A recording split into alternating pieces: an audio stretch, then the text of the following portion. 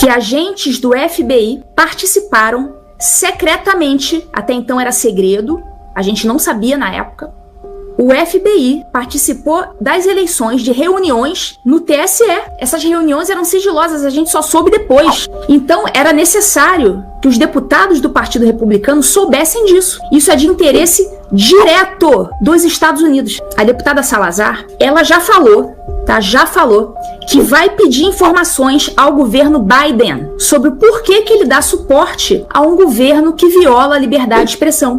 Um cara que foi condenado em várias instâncias, o Lula, e que voltou à presidência. Se o Alexandre de Moraes está praticando crimes usando o cargo e o Rodrigo Pacheco é o agente garantidor, é aquele cara que poderia, por sua iniciativa de pautar, iniciar a remoção dessa peça defeituosa, isso significa que o Rodrigo Pacheco ele é um cúmplice e vai ter que receber as mesmas penas de Alexandre de Moraes. Então, se eu fosse o Rodrigo Pacheco, eu correria agora, para colocar o processo de impeachment, para tentar se limpar, porque vai sobrar para ele também. E isso eu posso garantir.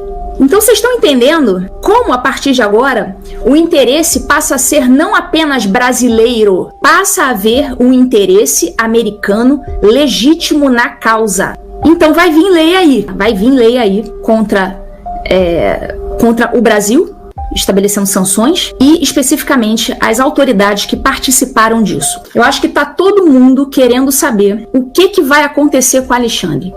Ele pode começar a rezar, porque a situação não está boa para ele. É impressionante como esses caras acham que eles podem violar tanto a Constituição e de maneira tão escancarada e achar que nunca vai dar nada. Francamente, isso não apenas soberbo, não é apenas uma questão de soberba, é soberba.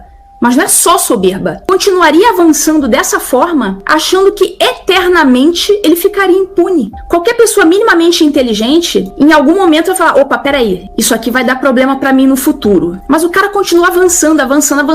O cara cego pela soberba e também claramente desprovido de inteligência. Qualquer pessoa inteligente se colocaria no lugar dele e fala, pô, não vai, em algum momento isso aqui vai dar merda. Não é assim?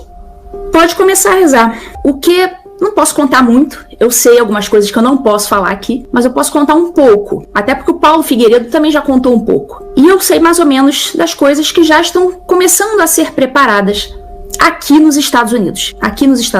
Então essa audiência que aconteceu, ela já foi um fruto de laços que foram estreitados durante muito tempo antes. Isso não foi uma audiência que aconteceu agora do nada. Já tem um trabalho sendo feito há muito tempo. Isso é só o que aparece depois de muito tempo de trabalho de bastidor. Vocês estão compreendendo? Nem tudo que vocês veem aqui no meu canal, lá no canal do Paulo Figueiredo, lá com Alan dos Santos, nem tudo que está visível é apenas o que está acontecendo. Muita coisa acontece nos bastidores e vocês não veem e nem a gente pode falar, correto? Então esse evento não surgiu do nada. Quando eu vim para os Estados Unidos, em novembro de 2022, eu não vim aqui para ficar de bobeira. Não posso falar mais nada. Eu não vim aqui para ficar de bobeira, tá certo? Já foi uma construção de laços de muito tempo. Então, inclusive eu conheci a assessora do Chris Smith, do deputado Chris Smith, eu conheci ano passado, em um outro evento que não tinha nada a ver com o evento do Brasil. Eu conheci a assessora dele no evento no Senado, que aconteceu, salvo engano, em dezembro do ano passado. Então essas articulações acontecem. O Paulo Figueiredo foi uma das pessoas ouvidas presencialmente e mais outras 2 pessoas foram autorizadas a falar, a prestar os seus depoimentos oralmente, que foram o jornalista Michael Shellenberger e o dono do Rumble, o Chris Pavlovski. Então essas foram as 3 pessoas que prestaram seus depoimentos oralmente. Eu entreguei o meu depoimento, eu fui autorizada a depor, mas por escrito. Eu entreguei o meu depoimento, Alan dos Santos também entregou depoimento, vítimas do 8 de janeiro, inclusive os advogados do 8 de janeiro, a doutora Gabriela Ritter, o doutor Ezequiel, estavam lá. Eles também entregaram depoimentos por escrito. E o que eu tenho? Quais as minhas impressões dessa audiência? O que o Brasil pode tirar de proveito dessa audiência? Muita coisa. Então lembra daquela primeira audiência que não aconteceu, que o pessoal acabou fazendo uma entrevista, aquela coletiva do lado de fora, no House Triangle, Eu tenho até a foto aqui, olha. Eu tava lá também, ó. Ali tá uma galera. Tá o Chris Smith ali no meio. Deixa eu até aumentar aqui, pra ver se melhora. O Chris Smith ali no meio. Aí tava o Eduardo Bolsonaro, tava o Gustavo Gayer, o Paulo Figueiredo, o Alan dos Santos. Eu tô ali segurando a bandeira ali do lado esquerdo. O Alan tá do meu lado. O Marcel Van Hatten estava também. Tinha uma galera aí. Tá ali o Marco Antônio, do Fio Diário. Tava o Coronel Gerson. Tinha uma galera. Essa reunião aí, ela foi obstada, foi impedida por um deputado esquerdista do Partido Democrata. Então, a audiência que era para acontecer nesse dia não aconteceu, porém aconteceu uma baita coletiva de imprensa ali com a presença do deputado Chris. E isso aí foi um tiro no pé para os esquerdistas, porque chamou a atenção. O mundo percebeu que a gente tinha algo tão importante para falar aí nesse evento que eles tinham que fazer de tudo para melar. Então foi até melhor essa aí ter melado a audiência para ter tido essa de agora. A coisa tomou uma proporção maior. Vocês compreendem? Que tomou uma proporção muito maior. Então foi bom que isso aconteceu. Foi bom. E essa audiência de agora tem uma foto. Vocês têm uma noção melhor da plateia. Então ali na frente vocês veem as testemunhas. Da esquerda para a direita tem o Fábio de Sá, que era a testemunha que foi indicada pelos esquerdistas, um professor. Do lado dele o Paulo Figueiredo. Do lado do Paulo Figueiredo o Chris Pavlovski, o CEO do Rumble. E do lado do Chris, o Michael Shellenberger. Eu tô ali bem na direita, no cantinho, um pouco depois ali do Michael Shellenberger. Então, só para vocês terem uma ideia ali de como estava a configuração.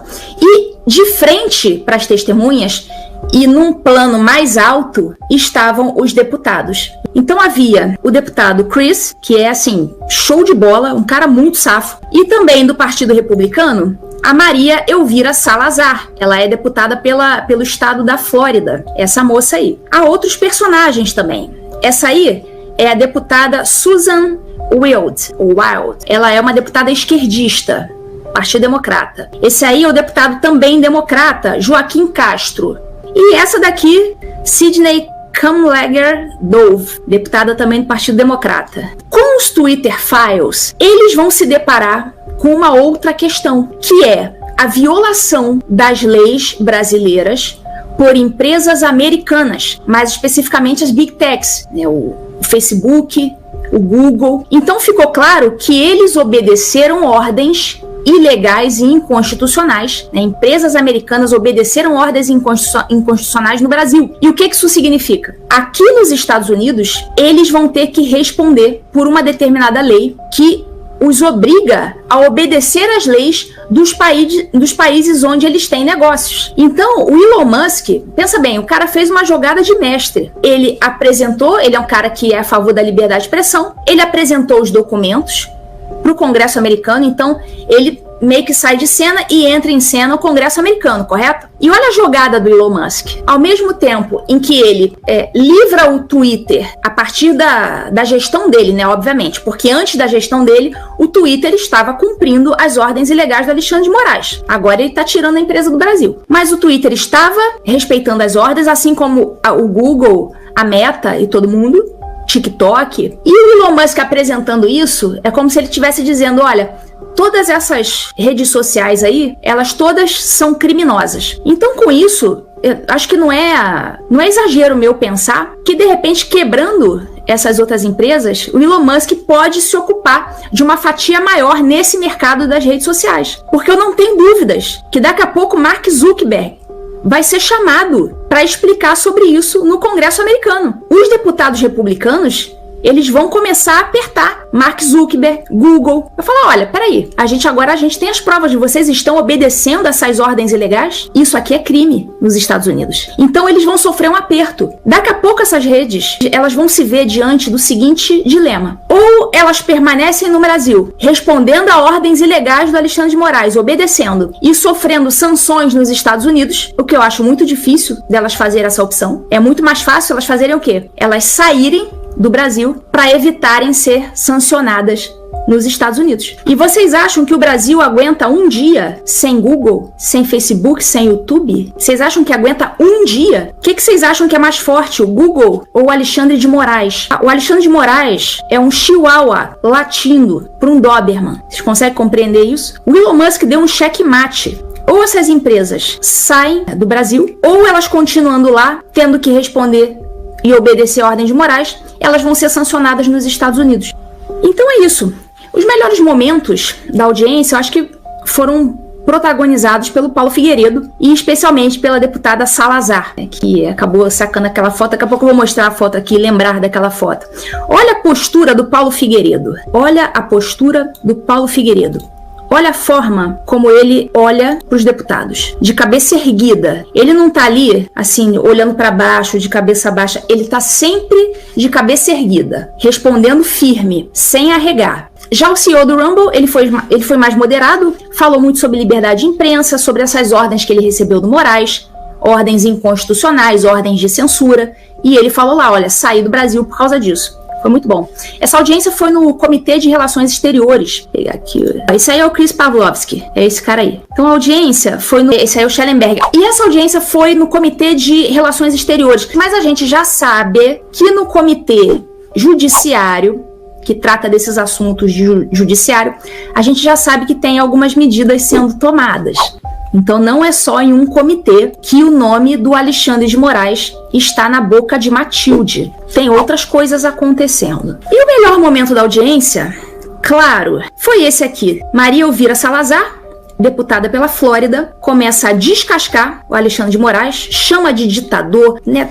Faz ali o discurso dela, assim, maravilhoso, e do nada ela saca uma foto do Alexandre de Moraes. É claro que isso aí, a gente sabe que o Paulo Figueiredo tem participação nisso aí. Assim como os deputados esquerdistas, pessoal. Vocês sabem que vieram os deputados esquerdistas dias antes dessa audiência aí, eles vieram a Washington, né? Aí tinha senador, parlamentares em geral, né? Acho que era Elisiane Gama. Tinha uma galera aqui em Washington para falar com os deputados democratas, né? Então, assim como essa galera brifou os deputados democratas, que assim, deputado democrata não vai saber o regime militar no Brasil, mal vai saber o que foi o 8 de janeiro. Então, esse pessoal veio com certeza brifar os deputados. Então, assim como eles foram brifados, certamente a Salazar foi brifada também. E ela entendeu perfeitamente de quem se trata. Quem é Alexandre de Moraes, o discurso dela, desse discurso a gente percebe que ela entendeu perfeitamente o que ele fez e está disposta realmente a ir até as últimas consequências. E essa imagem é uma imagem muito importante, porque assim como o professor lá falava,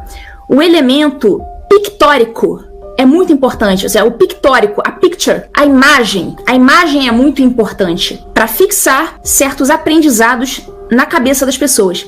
Então, quando você vê uma deputada americana segurando uma foto do Alexandre de Moraes, ela tá ali apontando exatamente quem é o problema, não que ele seja o único problema, mas nesse momento ele é o problema principal. E é muito importante a gente dizer claramente quem é o problema principal. E parar de ficar falando, porque o problema é o STF. Não. O STF não tem nome, não tem CPF, é uma instituição sem rosto. O STF é composto por alguns ministros, pessoas físicas, que são uma espécie de engrenagem, são as peças da engrenagem. Se tem uma peça defeituosa, como essa daí, Alexandre de Moraes é uma peça defeituosa na engrenagem chamada Supremo Tribunal Federal. Então nós vamos o Supremo Tribunal Federal está errando. Não. Vamos dar nomes. Peça defeituosa. Claro, todos ali, na minha opinião, são defeituosos, tá? Todos estão agindo de forma defeituosa. Mas Saiu agora, eleições, aprovação de Biden cai para 35% e Donald Trump tem 40% das intenções de voto. Veja os números. De acordo com a pesquisa da Reuters, o índice de aprovação pública do presidente dos Estados Unidos, Joe Biden, caiu para o nível mais baixo em quase 2 anos neste mês. Apenas 36% dos americanos aprovam o desempenho de Biden como presidente, contra 38% em abril. Essa queda, embora dentro da margem de erro de 3 pontos percentuais, pode ser um sinal preocupante para Biden, especialmente quando ele enfrentará o republicano Donald Trump na eleição presidencial de 5 de novembro. As preocupações dos entrevistados incluem a situação econômica, o extremismo político e a imigração. Cerca de 40% dos entrevistados acreditam que as políticas econômicas de Trump foram as melhores do que as de Biden, enquanto 30% escolheram Biden. A imigração também é um ponto de divergência, com 42% preferindo a abordagem de Trump e 25% a de Biden. Além disso, a idade de Biden, 81 anos, preocupa os eleitores. Uma pesquisa separada mostrou que muitos democratas desaprovam a resposta de Biden à guerra de Israel contra o Hamas. Enquanto isso, Trump enfrenta 4 processos criminais, incluindo um julgamento em Nova York que deve ser concluído em breve. 2 outros julgamentos estão relacionados aos esforços para anular a derrota das eleições presidenciais de 2020. Outra notícia na tela. Atendendo o PT, PGR pede ao STF que derrube lei que anistiou Bolsonaro de multas por falta do uso de máscaras na pandemia. A Procuradoria-Geral da República, PGR, solicitou ao Supremo Tribunal Federal que anule a lei estadual em São Paulo, que perdoou multas aplicadas durante a pandemia de Covid-19 por não cumprimento do uso de máscaras. O projeto de lei, convertido em lei, foi uma iniciativa do governador Tarcísio de Freitas, do Republicanos, e aprovado pela Assembleia Legislativa de São Paulo. Em novembro do ano passado, o governador sancionou o projeto de lei 1245, que cancelou multas no valor total de 73 milhões. Com essa medida, o governo abriu mão desses recursos nos cofres públicos.